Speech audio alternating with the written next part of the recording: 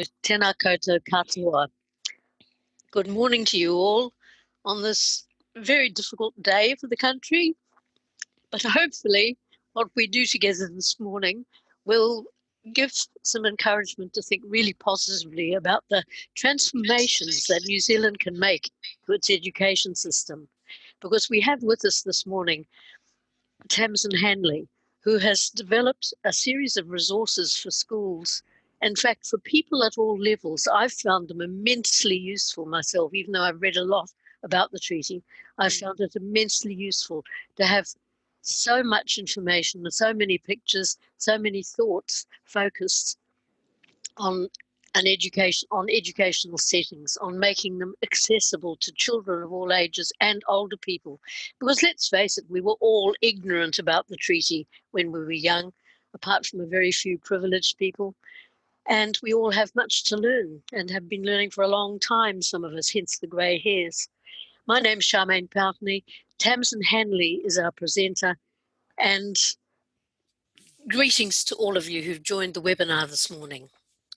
Later on, there'll be provision for you, well, as we go along, there'll be provision for you to enter any questions through the chat item on your screen, and they'll be moderated by our moderator, Rochelle, and passed on to us at appropriate points after the slides that Tamsin shows, and at the end of the seminar as well. Now, Tamsin, I'm just going to give you a bit of an introduction to Tamsin first, because some of you won't know her. She's a very talented primary school teacher with 30 years experience in schools, teaching in both Māori and English language. She's fluent in both. And she's had a substantial period at Newton Central Primary School, where she held a range of senior positions, including acting principal. And she also continued university study part-time during that period, and in 2007 completed a Master of Arts degree with first-class honours. Now, this is particularly relevant because she would have gone on and completed a doctorate, but in fact she chose to leave systematic doctoral stuff and move into creating resources, because what she discovered in completing her thesis in 2007 was that many teachers knew only the most inaccurate standard story of colonial history in New Zealand, and most of us were monocultural.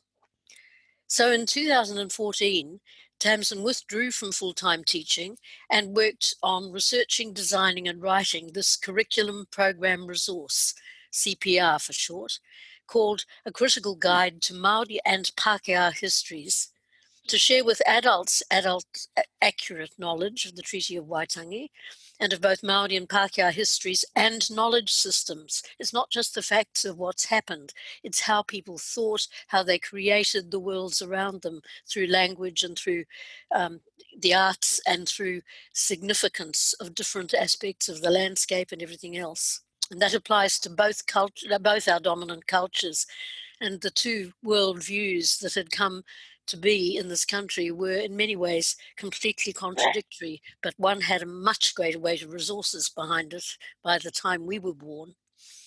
Now, in 2017, Tamsin received the Auckland University Faculty of Education and Social Work Excellence Award for Innovation in Teaching, because she is also now lecturing in the Department of Māori and Indigenous Studies at the University of Auckland. And she continues to work on request with schools all over the country to teach the real history of our nation. Now, today she'll be presenting some slides outlining the resources that she's developed, and we'll pause between groups of slides for her to respond to some of the questions or comments that you've sent in. So it's my great pleasure now to introduce Tamsin. Kia ora, Tamsin. Kia koe. Tēnā koe, Charmaine. Thank you for that beautiful introduction. Tēnā koutou katoa. He mihi tēnei ki ngā atua, he mihi tēnei ki ngā mati, he mihi tēnei ki ngā tangata whenua o enei motu. He mihi tēnei kia koutou e whakarongo ana ki runga I te kaupapa o tēnei rā. My name's Tamsin Hanley, and I'm Ngāti Pākehā, and I'm going to kind of tell a bit of my background during my slides, but I'm also a mum and a grandmother as well, so kia ora, awesome to be here. Now, so I'm going to do a few introduction slide just to show you people about sorry. Okay. So this as Charmaine said, here we go. That's our first slide. The one. I have researched and written and published a curriculum program resource. I call it a CPR for short because we need a lot of CPR in this area, in this country. I had to design it as a professional development package for New Zealand educators because of funding. But it takes the form of these 6 books, and these are the 6 titles of the 6 books that educators read. It's a decolonised beginner's guide for educators who know sort of little about some accurate Māori and Pākehā histories and the 2 treaty texts. So it goes from book 1, the Māori origin story, through to book 6 in the 2000s, and it's based in authoritative and critical academic research so that educators can teach our students. Okay, so now. Well, actually, you might like to expand a bit more on why you wanted to create this resource rather than just finishing a PhD and getting more money in a university full-time position, which many people might have done. Thanks, Charmaine. Yeah, I'd like to talk about why I wrote it. So basically, short story is that when I left school, I realised that I knew nothing about things Māori, the treaty, Te Tiriti, accurate histories of New Zealand, as well as being Pākehā. My education had not taught me information that I needed to participate as a citizen. And so at 15 years old, I hit the bastion point occupation and Māori sovereignty protests, which were key events that changed my life.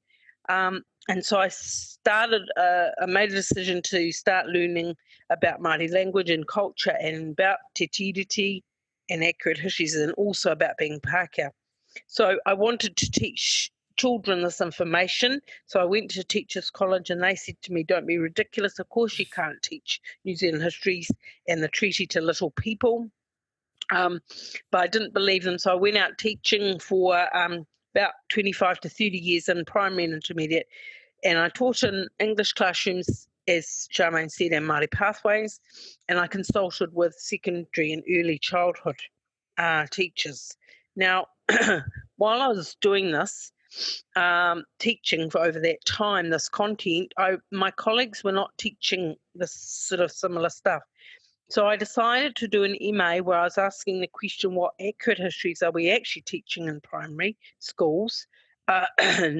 Now, these are some of the findings on the slide. Most of the teachers felt that they knew very little accurate history, or they knew what I call now a standard story of New Zealand, the kind of grand colonial narrative of New Zealand history. Also, many teachers felt they're pretty monocultural about lots of cultures, but particularly Māori things, and tended to avoid controversial content and have belief that young people can't teach this content again, but needed support to kind of teach it. And other research confirmed my findings. Now, so this slide is, I just want to talk a little bit about the New Zealand Standard story. It uses discourses to ensure that the histories of contemporary problems are seen as unavoidable, so that all society's resources legitimate the New Zealand Standard story. The standard story in this country is presented as an accurate account when actually you read revisionist historians and you realise it isn't. Some examples of the New Zealand Standard story are on the slide. So have a read of those. These are some of the kind of main messages that are in our New Zealand grand colonial narrative. Now, generations of us have been raised with us, from prime ministers, right through to ministries of education, right through to teachers and the public and teachers, children have of all ethnicities across all sectors have been taught this for generations. So I was raised with these ideas. Many schools still sort of teach from this place. And the reason is because they don't have any alternatives. So it's not our fault that we don't know. The processes of colonisation have sort of ensured deliberately that we don't know accurate histories, and it's also not our fault what's happened, but we must know now about it so that we can make changes. So that's sort of why I started to write the resources. Right, totally identify with you on this, Tamsin. Your issues on that slide was exactly what I knew right up until really I became principal of a multiracial school. That's I right. had to start learning differently. It was just normal for us. So how do you see what's currently happening in our education system? Okay, well, so basically currently, just go back to my slideshow. Yes, you've got a couple of other slides actually on that topic that you might want to show.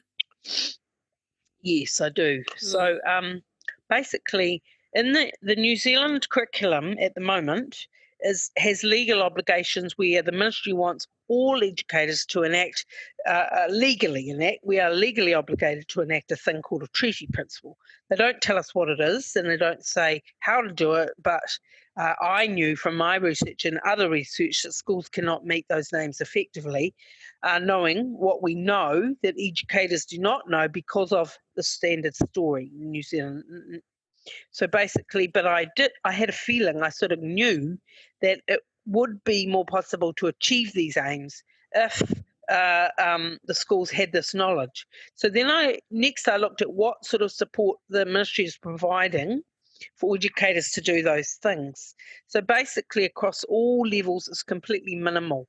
In 2012 the ministry sent, I believe they're pretty uncritical ideas, to tick off a school treaty principles in a document called Update 16.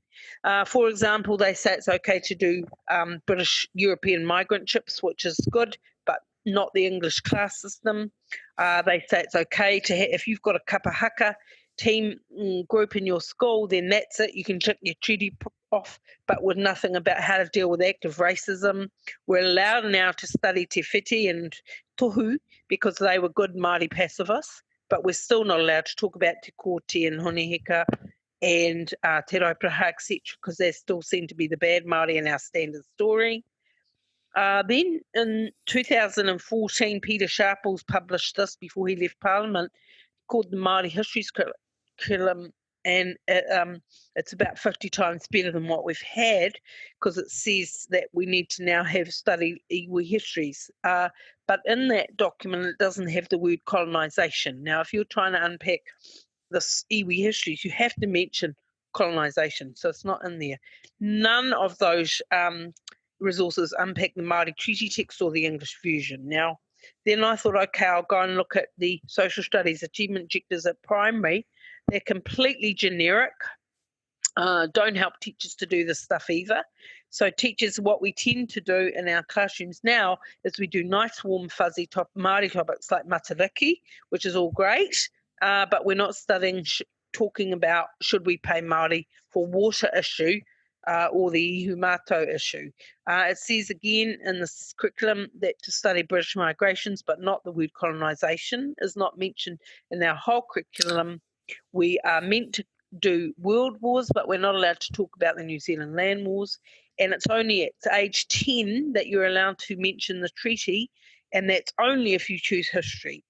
So for the first 8 years currently in this country, right now, primary and intermediate and early childhood schools can cover none of this content. Now, this carries on in secondary.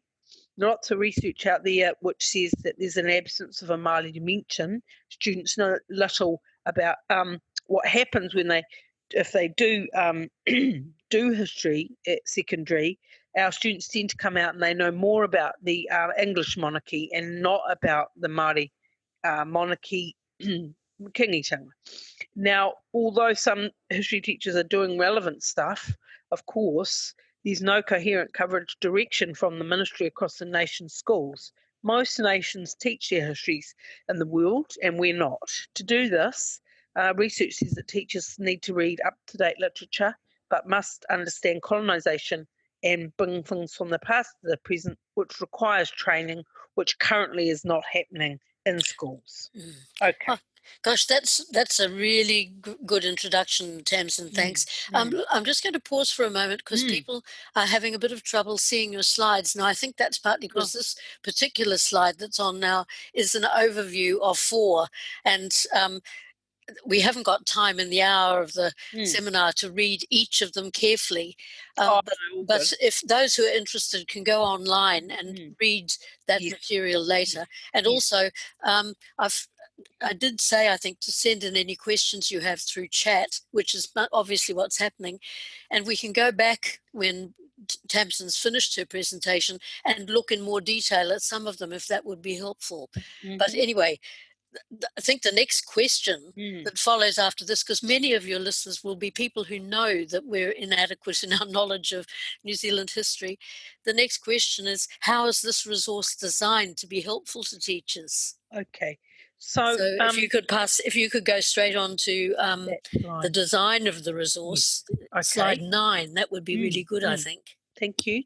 So basically what I realised after finding out all this information is that I decided that if I was going to design a critical thinking curriculum program resource, it had to include all these kind of things. We need to talk about Māori and Pākehā, because often, in this country we don't. We need to talk, and politics and relationship. We need to critique the New Zealand standard story. It has to address current teacher knowledge gaps around things, Māori, treaty, accuracies, and also about being Pākehā.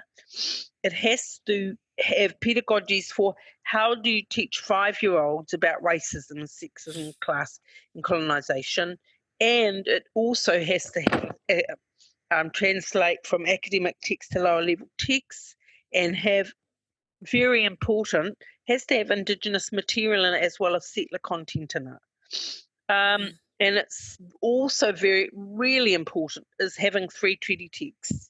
And I'll just explain what I mean by that is, so you've got the Māori text and then an English literal translation of the Māori text and then the English version. So those are all, those things have got to be unpacked in this resource.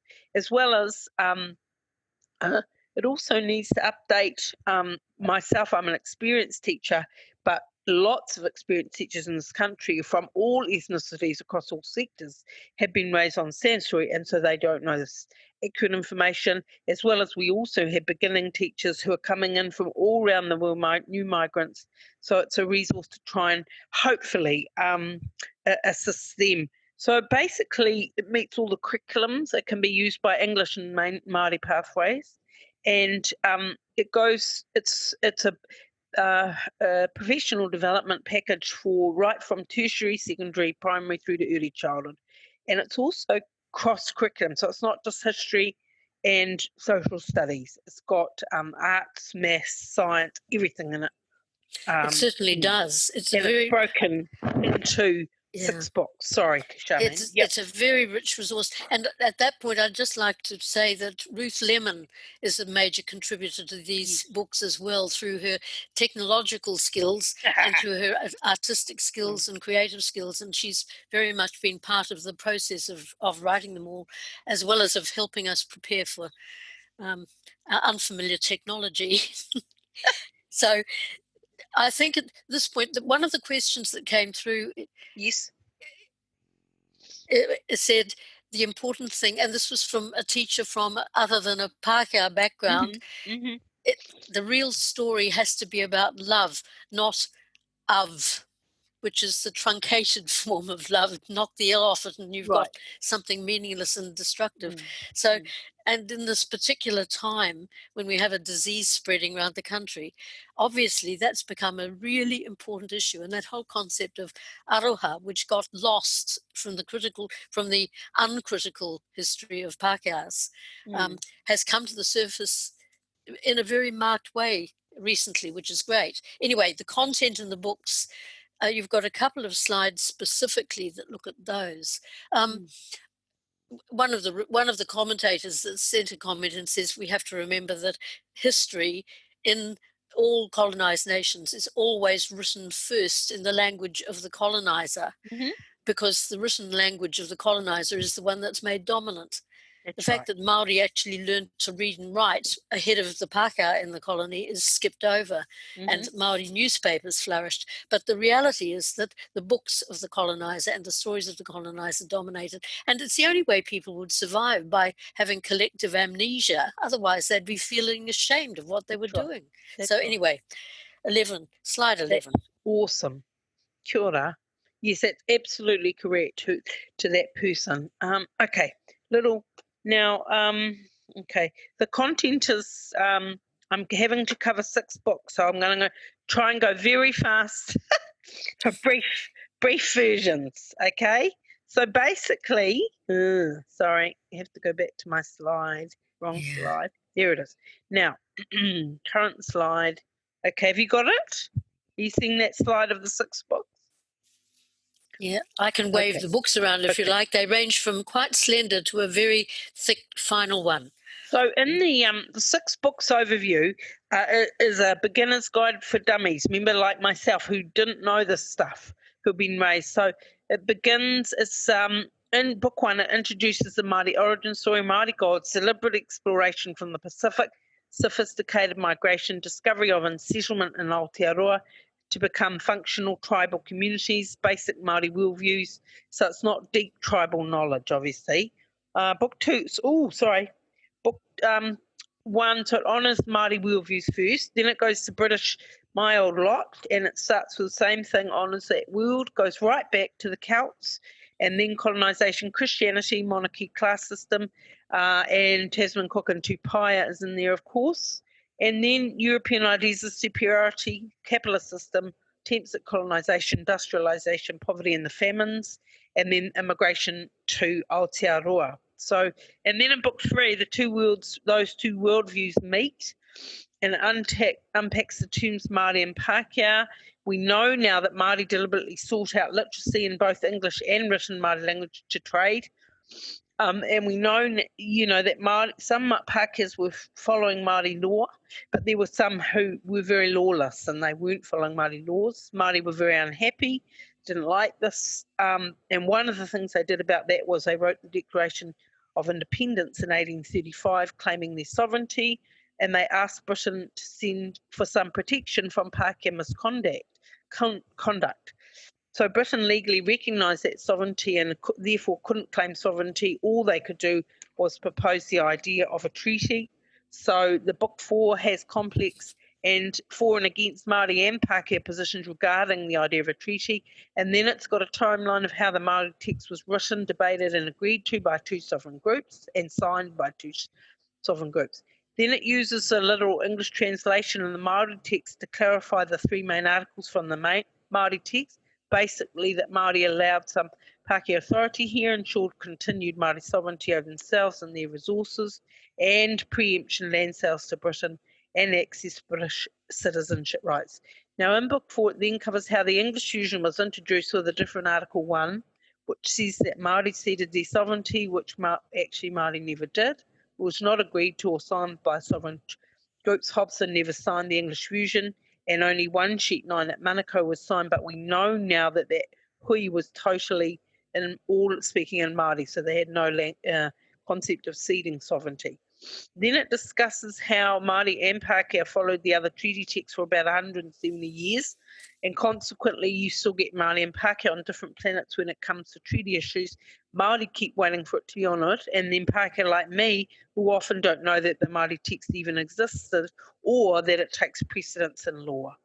Now, then Book 5 has an overview of Pākehā laws that transgress treaty agreements from 1840 right through to the 2000s. And it shows how a historically strong Māori resource base was transferred to become a mostly solid Pākehā resource base, and the results of this transfer. Basically, the negative Māori statistics of everything today are a direct result of colonisation. Book 5 also has a section on Pākehā culture and a chapter on Pākehā things that we did that were good, and also the treaty education movement is in there. And Book 6, of course, is really important. It includes Māori actions that have been taken since the 1810 through to the 2000s, attempted to be respected, to have a Māori world validated, to have the treaty honoured. Since the land wars, they've had active non-violent protests, profit movements, parliament movements, land and language revitalisation movements are all in there. Beginner's Guide for Dummies, but it shows you how agentic that Māori have been right since encounter, which parallel the negative Māori statistics that we deal with in Book 5. So you can't really understand a current event like on water rights or ihu mātau unless you understand the Māori treaty text, but you can't really understand that unless you understand pre-encounter Māori and Pākehā worldviews about resources such as land. Last slide about the content is that each section has core information, and then it's got websites and references about that. It's also got optional junior and senior activity, cross-curriculum activities with images. And this one shows some, if you're seeing the slide, that it's got hiniahone in there and made out of clay with a 5-year-old. Anyway, so those are all there. So that's the kind of content. Yes, and as you will gather, it is an extraordinarily rich resource, and I just feel really angry that the Ministry of Education hasn't actually published it in collaboration with Tamsin and circulated it to schools so that every school has the capacity to begin the proper teaching of history before 2022, which is the official time. Yes. However, many schools are using the resource, and there are copies in many libraries. Ruth tells us that there are copies available in quite a few public libraries. But of course, the best way is either to have your own set, borrow a set, which Tamsin's lent me a set. In fact, I think she gave it to me, for which I'm very grateful. And to share knowledge with others in the school if you're a teacher, but also to do some of the background reading that is available now, because there is a lot of information. When I first became aware of the gap, it was 30 years ago, and with the staff, we started learning more about our real history, because that was the time when people like Claudia Orange and Lynch and so on began writing other histories from a colonial viewpoint, but with a very clear alternative view. So the content in the books is really important. The presentation is excellent and easy to choose what you want from it. And more than 80 schools are now using this resource. So you might like to talk to us. Shall we pause and take some questions? Yes. Would be a good idea, wouldn't it? Yeah. And then we can talk after that about how the books are being used in some schools. Yes. So what about some questions? What's this excellent birthday or Christmas gift? Or no, I lost that one. Yeah, cool. Yeah. No, that one, someone agrees with Julie. How about some questions? Some of the questions that we might like to have public, are these available in libraries? Well, you'd have to consult your own library, but just going online and Googling the title, or putting in the author, Tamsin Hanley, and seeing what comes up. That'll get you there faster than titles. In my summing up slide, I've got my contacts and all that stuff, and how to get a hold of the books. But there are actually about 25 sets now in public libraries, university libraries, and some museums. Good. So it's the beginning, at least. Cool. Yes. And yeah, some other questions, a lot of questions about availability. Heather Came Fryer mentioned that there are copies available in libraries. That's to everyone. Let's have some more. What's this? Kia ora, Tamsin. What is your latest situation in dealing with the Ministry of Education? That's a very good question. So, okay, I was going to ask that question last, really, but basically, I went. I got no funding for this, so we went to the ministry several times with the national government and tried to get an appointment with them, and finally, and they wouldn't. They said no, they don't fund writing curriculum anymore. That was the national government, and they said go private. So we put a mortgage on the house of the mortgage to work part-time and read part-time and write part-time the 6 books over 4 years part-time while I worked part-time as well.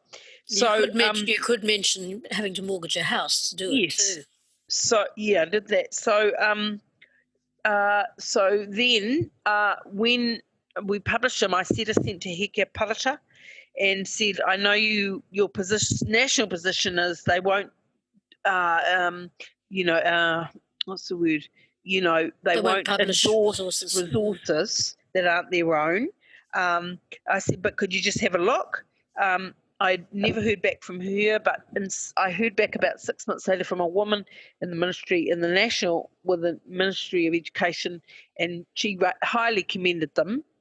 Wow, how fabulous, fabulous, fabulous, fabulous. And then they sent the books back to me. So basically, I spent the last 2 years trying to get an appointment with the coalition government, and I finally got an appointment in February this year. And so I had about an hour with about 5 people in the ministry. I'm only in the kind of Pākehā or English pathways. So anyway, and so now I'm waiting to hear back from them.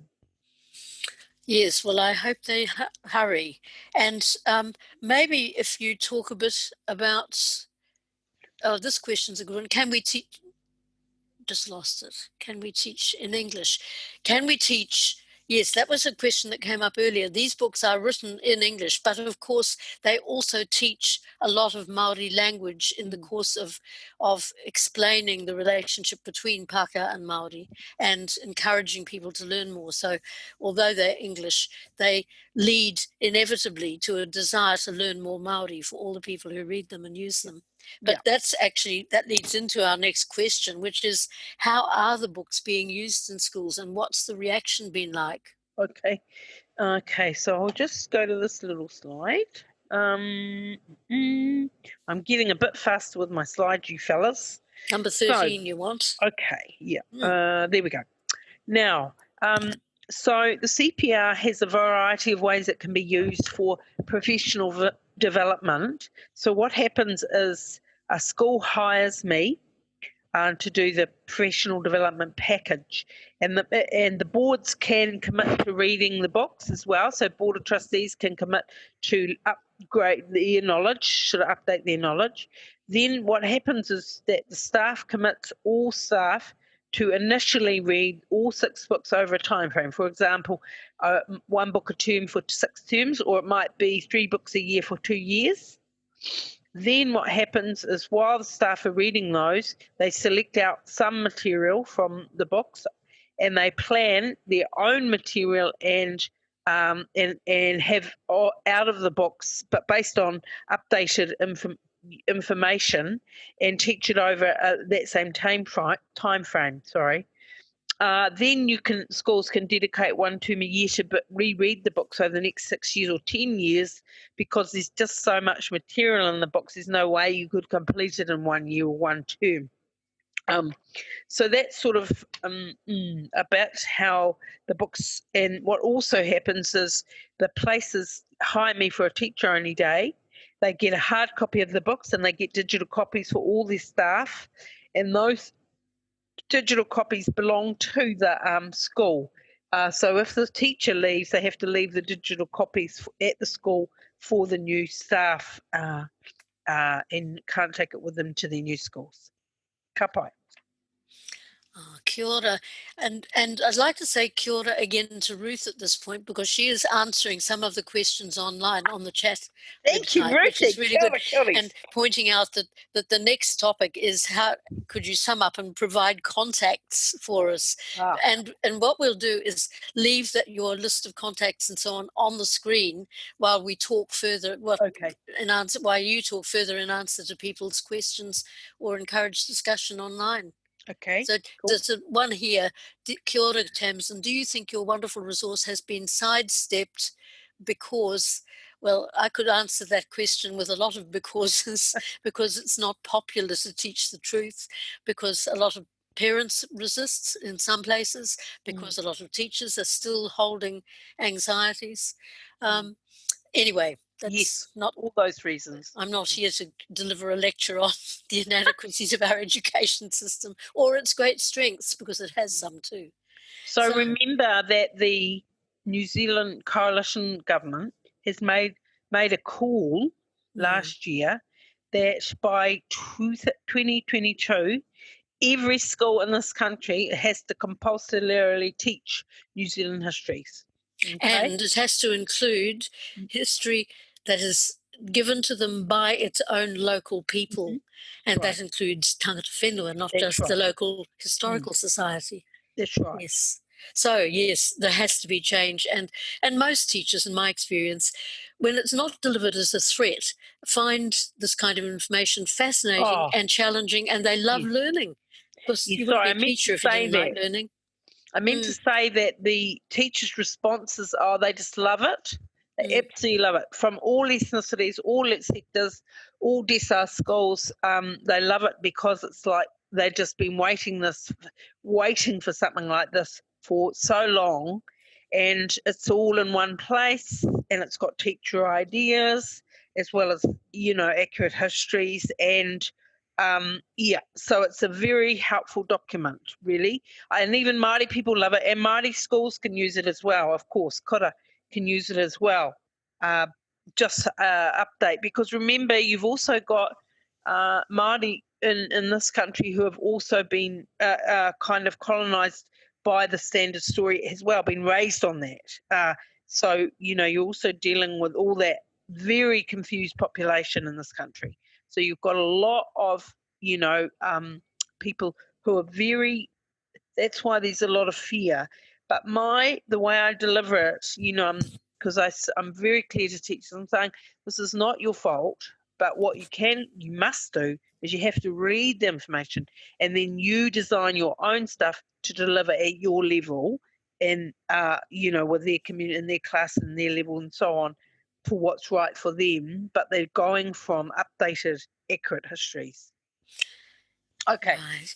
And just a goodbye to Ruth from online comments. She has to go to another hui, but thank you very much for your contributions. I hope everyone could read them in the chat screen, and we'll certainly follow up on some issues. One really important question from James Noble. I can't help wondering if his name is Himinopera, actually.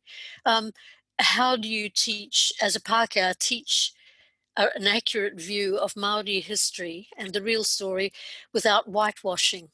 Yes. So in the so this it's very important when I'm teaching anything, right through my teaching career as well as doing this PD, is I'm very clear about who I am and my own Pākehā culture, and introduce myself and all my whakapapa, my genealogy and all those things. And I clearly state, that I've been raised as a middle-class Pākehā person with a standard story, gone through an mainstream education system. And so, but I came out at 18 and realised how inadequate my education was. Why did you realise that at 18, Tamsin? Because I hit those Māori political things? Yes, it was what were happening in the 80s, 70s and 80s. So, so I'm very clear that if I teach anything, things Māori, if I can find Māori people to do that teaching, I will, instead of me. But if we haven't got a Māori person to do it, then what you state all the time is you state to you people, this is my Pākehā interpretation of things. So I've very clearly said that this is not iwi knowledge. This in the books. It's not hapu knowledge. It's not tribal Māori knowledge in any way. It's just all the Māori knowledge that's in the books is in from in public information. So contributed by Māori to the public discourse. Absolutely. Yes, which is very important because, like Tamsin, of course, my experience is the same of having that total colonisation, and it's very reassuring to read a resource that acknowledges that without using it as an excuse for change. And in fact, it's quite exciting to find that we can change. Very exciting. Yes. I had a whole staff of 80 women who contributed to social change because of being willing to listen to Māori and to learn. And I'm sure that most schools are in the same position. Yes. So, how about your summary? Okay. And during that summary, that's a good time for people to ring and to contribute. I haven't quite mistressed how to use the chat system yet. I'm just going to. Oh yes, there's a whole list of questions here. Okay. And I'll scan through those while you're having a look at the resource list. Okay, so I'll just do my last two slides, Charmaine, and then you we can just have lots of questions, eh? Yep. Okay, I've only got two more. Shall I turn it off for the moment? Yep. Okay. Now. Slides 14 and 15. Okay, so I love this one. That slide. I clicked on it by mistake. So basically, research confirms across sectors that the treaty principle is the least enacted in all schools still, and revolutionary ministry pro-Māori policies aren't being enacted successfully either. Māori achievement still is not at an equitable level, so we know that schools are not managing to do these. And I'm actually suggesting really that there's no way that schools can enact these treaty principles and these amazing policies until we address until we address the lack of critical, accurate histories, Māori knowledge, treaty knowledge, and also knowledge about being Pākehā with in all our institutions. So we have to re-educate our educators from the ignorance of the standard story, which is based on evidence and research, which is why I wrote the CPR. So here's my kind of context slide. So basically, remember, So I have the school hires me, and our contacts there, and I have a teacher-owned day. You get hard and digital copies. I have to charge, obviously, because we've got no funding. And we're doing about 20 schools a day, but if the ministry picked it up, it could actually be across the country in a couple of years. So I'm hoping that they see one of my concerns about the ministry at the moment is they are currently, trying to write the histories, the curriculums for the new 2022 thing, and yet, and I've had one meeting with them, but they've got the digital copy, but I don't know, that they may not necessarily use my information, and which means they're going to reinvent the wheel really, in terms of having, not with Māori obviously resources, but with a Pākehā perspective in it. So so this, we've got a website here which Ruth showed you to. We also have a Facebook. We've got, as I said, we're in there are public sets in public libraries, some uni libraries and museums, but currently shut for a little while. And we're in 90 schools and centres. And if you want, what happens is that some teachers want to buy their own set. And so if you do that, I post them out and then I send you invoice and you can pay it off. But I have to charge, sorry. So that's the end of my, now, questions. Mm. Yes, $300 is an extraordinarily, it's unfairly low, really, because it is an extraordinary resource. However, let's move on to some more questions and things, and I Yes. think I can actually access the chat screen now Okay, and see cool. what people are saying. Cool. There's been quite a lot of comment on ministry staff saying, I think even the staff at Ministry of Education, Vishtimkin says, should be, whoops, just lost it, are having to run or attend treaty workshops at the moment. That's certainly the case. Most Yes, it is. organisations are trying to run treaty workshops. Some have really good facilitators, others are fairly tokenistic. So it would be interesting to know a bit more about that from people who've been to any of them. Yeah. Now, the chat text is coming through to me, and Tamsin will be very interested to see that.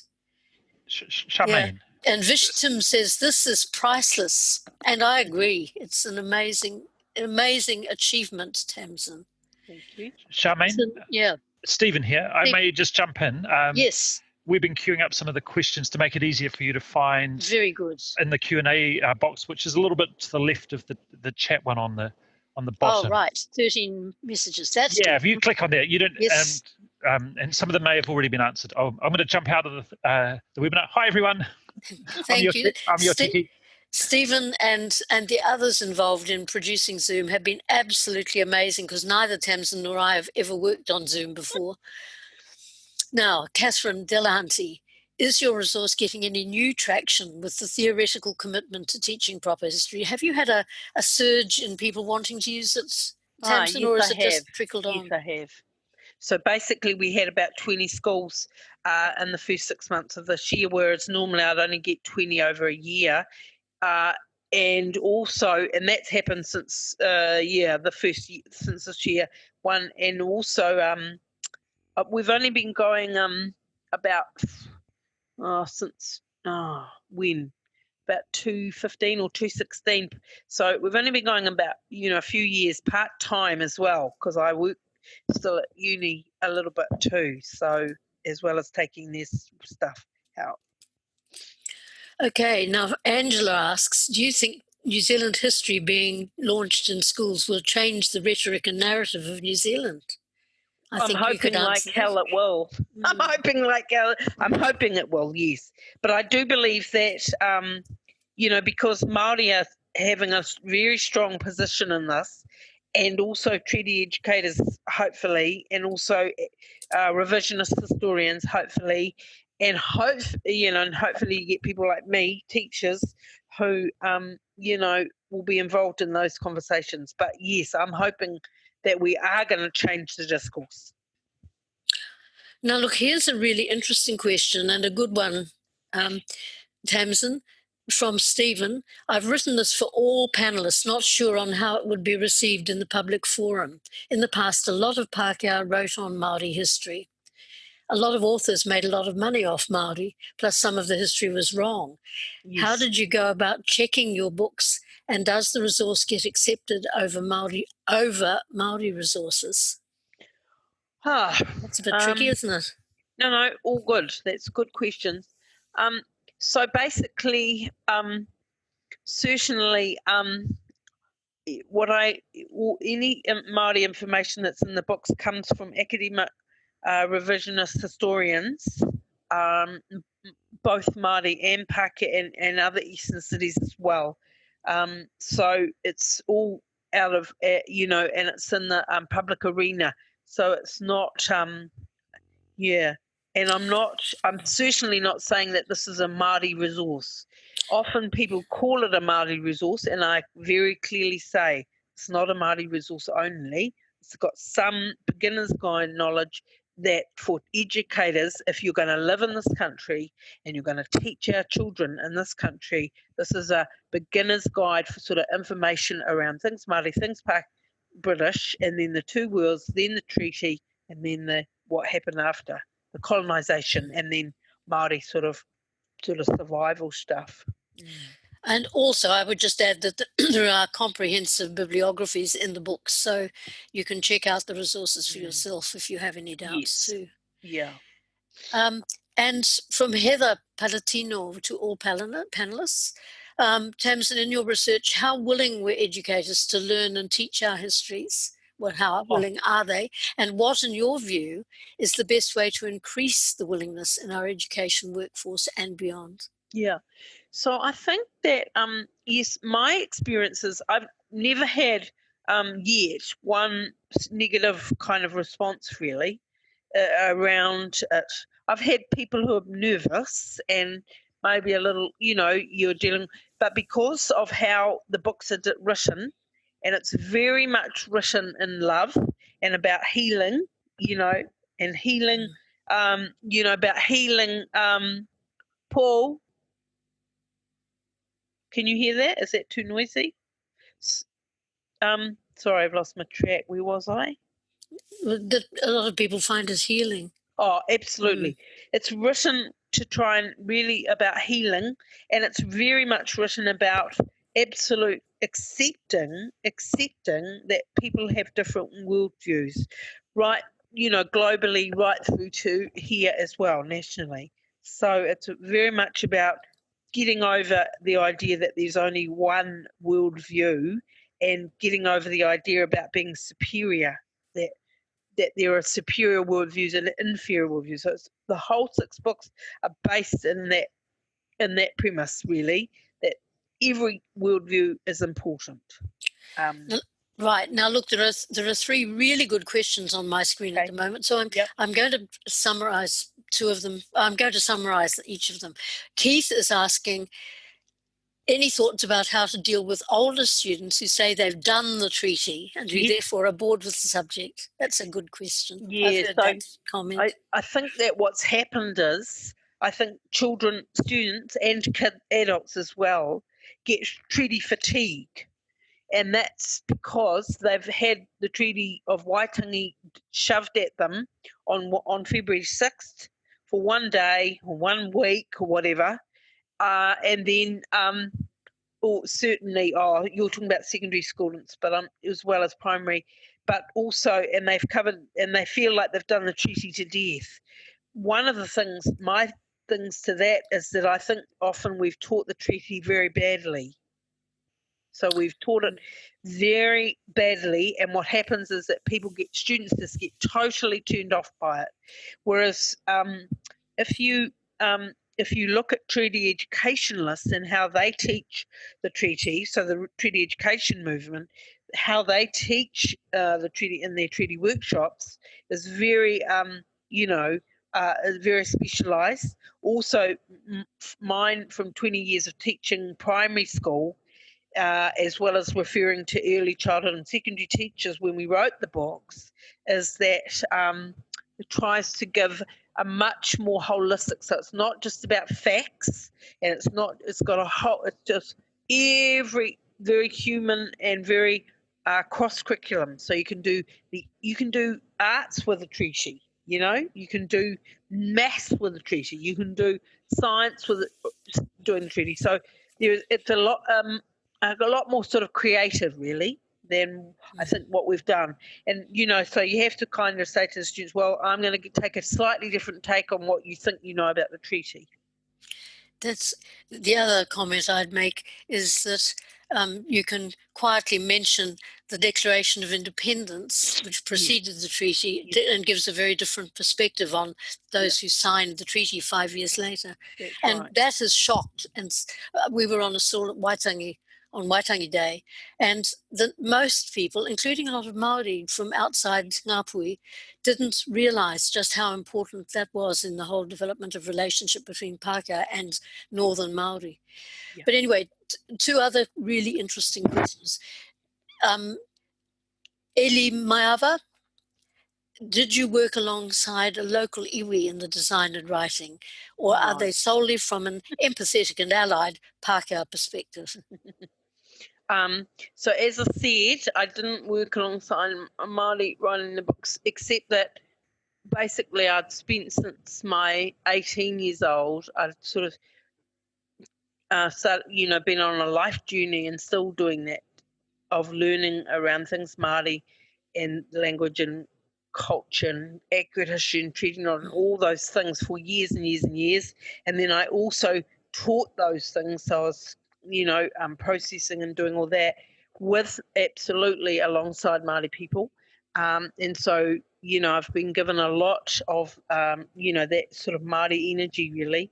And so the books are very much wanting to kind of give back to for all those generosities of all the people that have taught me all that information, of putting that out and trying to educate particularly my own people, Pākehā people, as in a pro Māori and a pro Pākehā resource, and pro all other cultures as well. And Tamsin, Eddie Moniko asks, have you been approached by kahuiako teams to present this resource to their principals? Yes, I have. Yep.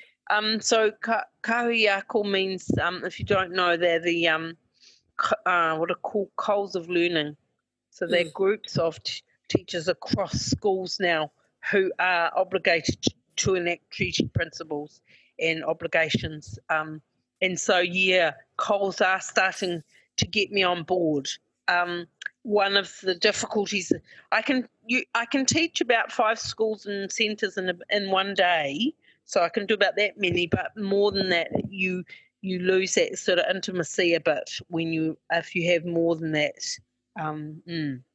But yes. It sounds very exhausting to me, I must say. And one from Vanessa Carr from the Auckland Kindergarten Association. How do you recommend purchasing and using the books at that level? Buy it just for a kindergarten, or better for the organisation to purchase and roll out as PD?